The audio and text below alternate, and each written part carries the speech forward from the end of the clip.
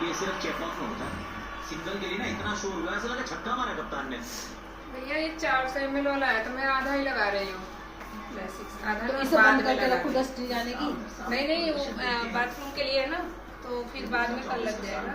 नहीं तो इसे बंद से बांध से आप कॉटन नहीं कॉटन लगा दो। रईस कॉटन लगा देना। और वो अच्छा सीजन था 2024 का सीजन। पिछला सीजन चोटों से परेशान थे, इसलिए मात्र 9 ही पारियां खेले थे। 400 प्लस 1 2 3 4 4 सीजन वहां पे 400 प्लस के नजर आएंगे।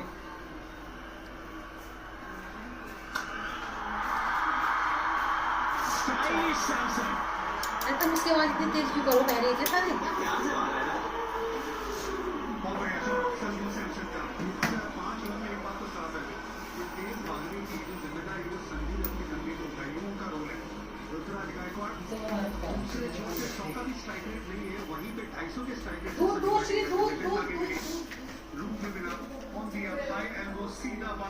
खूबसूरत चौका संजू के बल्ले से।